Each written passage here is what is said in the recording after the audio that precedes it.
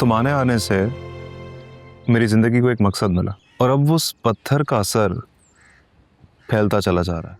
अपनी बात पूरी कीजिए। रहने दीजिए महापारा जी, मैं अपनी बात कहूंगा, आपको अच्छी नहीं लगेगी और आप फिर मुझे मेरी औकात याद दिलाने लगेंगे। हम भी तो जब बड़े हो रहे थे छोटे इलाके में ही रहते थे ना, छोटे घर से आए हैं। तवील अरसे से मैंने किसी पे हाथ नहीं उठाया और मैं ये रिकॉर्ड बरकरार रखना चाहता हूँ, वरना इस मोहल्ले में तमीज से कैसे रहना है ये आज मैं आपको अच्छे से सिखा के जाऊंगा। मेरी सोच में है तू हर दफा। भूल जाओ। ये कैसी बातें कर रहे हैं आप? बस महापारा, मैं आपसे भूलने को नहीं कह रहा हूँ, मैं बस ये कह रहा हूँ कि आप इस केस की पैरवी करने के साथ साथ अपनी वालिदा के लिए और भी कुछ कर सकती है। आप मुझे बताएंगे कि मुझे क्या करना चाहिए? आप अपने काम पर क्यों नहीं फोकस करते? आई थिंक यही बेहतर होगा, राइट? बस महापारा, मैं अपना काम कर रहा हूँ, तभी रेगुलरली आपके केस की पैरवी कर रहा हूँ, आपके साथ हॉस्पिटल्स के चक्कर लगा रहा हूँ, जो जो करना चाहिए कर रहा हूँ। एक ताकतवर लॉबी के एक ताकतवर डॉक्टर को गिरफ्तार भी कर चुका हूँ, लेकिन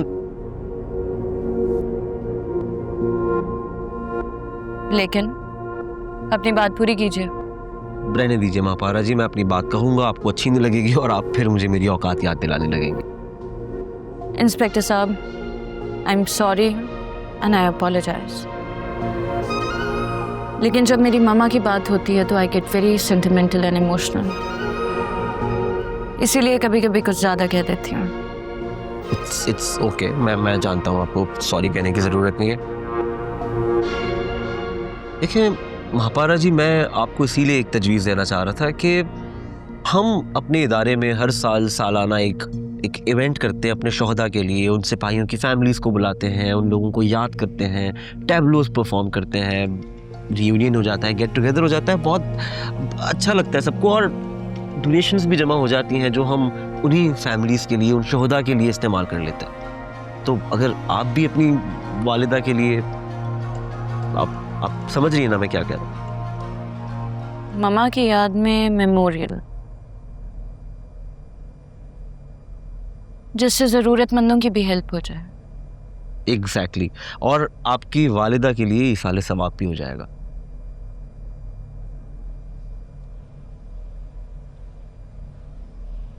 आई think it's a great idea.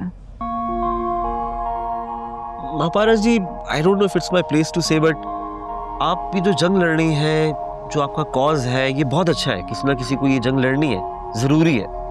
लेकिन आप जो चाहती हैं कि आप ये केस जीतें तो सिस्टम किसी और का इस्तेसाल ना करे, जानों का ज़िया ना हो, लोग वो ना देखें जो आपकी वालिदा ने देखा। मैं इसमें आपके साथ हूँ, ये बहुत अच्छी जंग है, लेकिन इससे इस दुनिया के इंसानों का फ़ायदा होगा महापारा जी। अगर आपने अपनी वालिदा के लिए कुछ किया तो जन्नत में बैठी आपकी वालिदा के दर्जात बुलंद हो सकते हैं। सोचिएगा जरूर।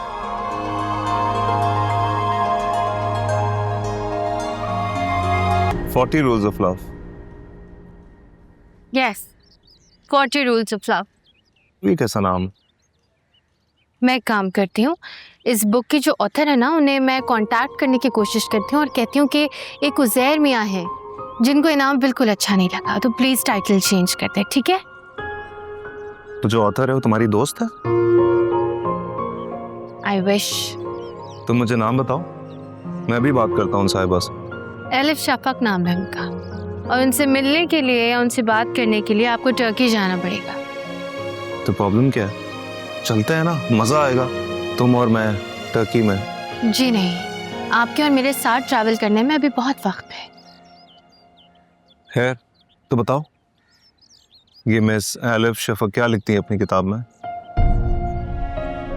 पूरी बुक का खुलासा तो नहीं कर सकती, लेकिन मैं आपको ये बता सकती हूँ कि वो फर्स्ट पेज में क्या कहती है।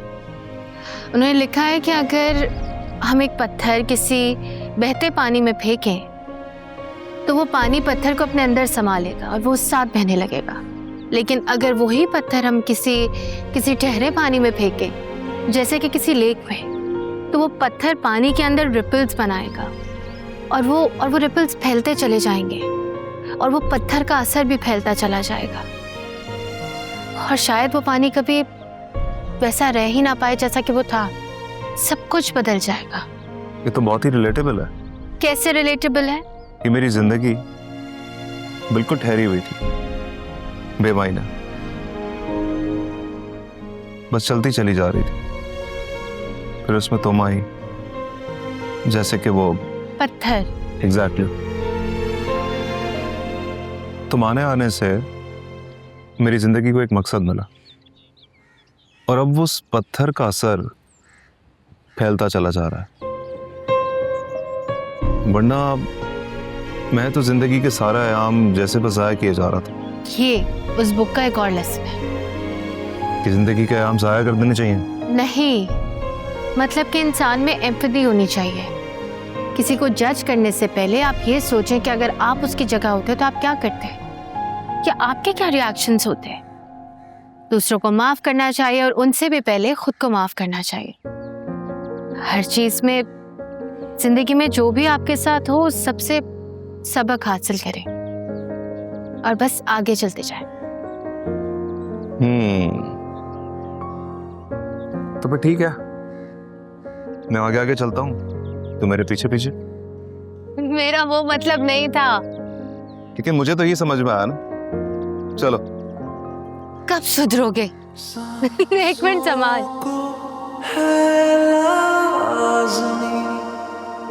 पक्का वादा ममदू भाई, बिल्कुल पक्का वादा। कोई भी मसला हो, ये अपना इरफान है ना, सब संभाल लेगा। क्यों इरफान? वो क्या है ना ममदू भाई, काम का लोड बढ़ गया है। पहले ही 300 दुकानें, और वो लंगड़े का क्या नाम है? चंटू लंगड़ा। चंटू लंगड़ा, उसकी भी जितनी दुकानें हैं उन्होंने प्रोटेक्शन के लिए हमें बुला लिया है। ये जाहिर है, आप प्रोटेक्शन भी तो ज्यादा दे रहे हो ना। वो क्या है ना ममदू भाई, हम लोगों की जैसी प्रोटेक्शन इस शहर में कोई नहीं दे सकता। क्यों इरफान? अंकल 2 किलो आटा 1 किलो चीनी। अबे ओ, अम्मा ने बच्चे को सौदा लेने के लिए वो भेज दिया। अगर तमीज नहीं सिखाई कि जब 2 बड़े बात कर रहे हो तो बच्चे बीच में नहीं बोलते। सॉरी, मैंने आपकी फालतू बात मुकम्मल होने का इंतजार नहीं किया। आई एम सॉरी फॉर दैट। बच्चा फालतू बोल रहा है। फालतू किसको बोल रहा है तू? आपकी फजूल बातों को। क्या है कि अम्मी ने तमीज सिखाई है, इसलिए आपकी बातों को फजूल कहा है। वरना इस मोहल्ले में किसी से भी पूछ लें, आपके वजूद को ही फालतू कहेगा। वो क्या है ना, तेरी अम्मा के पास जाके हाय हेलो करना होगा। सही से नहीं सिखा के पहचान। क्या है कि एक तवील अरसे से मैंने किसी पे हाथ नहीं उठाया और मैं ये रिकॉर्ड बरकरार रखना चाहता हूँ। वरना इस मोहल्ले में तमीज से कैसे रहना है, ये आज मैं आपको अच्छे से सिखा के जाऊंगा। शुक्रिया अंकल।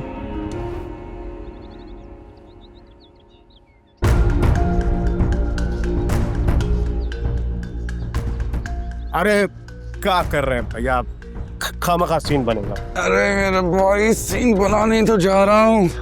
चला, आज बताता हूँ कि सीन कैसे बनता है।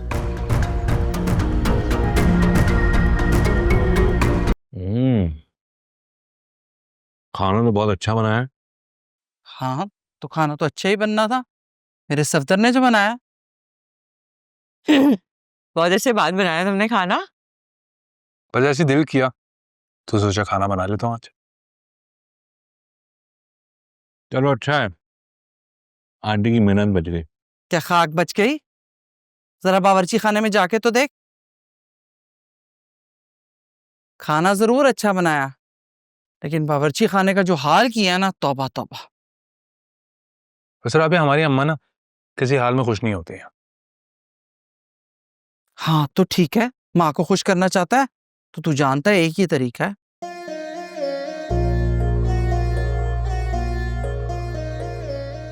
और वो तो सफदर को अच्छे से मालूम है। यानी किचन से दूर रहना और कुकिंग का बॉयकॉट करना है ना।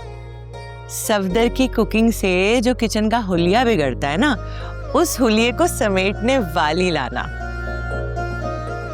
यानी आंटी को उस दिन में कुकिंग नहीं करनी पड़ेगी जब सफदर खाना बनाएगा, और उस दिन भी नहीं करनी पड़ेगी जब सफदर खाना नहीं बनाएगा, मुस्तकिल शेफ। मेरा मतलब घर में बहू आ चुकी होगी ना। वैसे मैंने देखा है तो कोई बात सीधी नहीं कर सकता। है कोई काम तेरा सीधा? चुप करके खाना खा। ठीक है, मैं चुपचाप खाना खा लेता। यही ठीक है।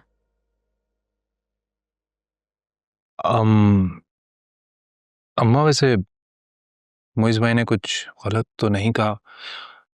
एक से भले दो घर में अच्छे रहेंगे ना। राबिया देख, मुझे तो ऐसे कह रहा है जैसे मैं रुकावट बनी हुई हूँ। मैं तो कह रही हूँ तू बोल, मैं बिस्मिल्लाह करती हूँ। हाँ तो मैं भी तो वही कह रहा हूँ, गुस्सा छोड़ देना, चले मेरे साथ चचा के घर। खबरदार, तेरे चचा की तरफ जाती है मेरी जूती। जाहिर है नंगे पैर थोड़ी जाएंगे। मियाँ अगर खाना खाना है ना तो सुकून से खा ले, वरना हजम नहीं होगा तुझे। अरे अम्मा मान जाए ना, आंखों के सामने बच्ची बड़ी हुई है, देखी भाली है, क्या मसला है? यही तो सारा मसला है कि मेरी आंखों के सामने पली बड़ी है। उसकी माँ को भी अच्छी तरह से जानती हूँ। छोटे से इलाके में रहने वाले छोटे लोग, भला हमारे यहाँ आके क्या तौर तरीके सीखेगी वो? घुल मिल सकती है वो हमारे साथ? बातें करता है, ज्यादा गलत पटिया ना पड़ा उसे। तो अम्मा हम भी तो जब बड़े हो रहे थे छोटे इलाके में ही रहते थे ना, छोटे घर से आए हैं।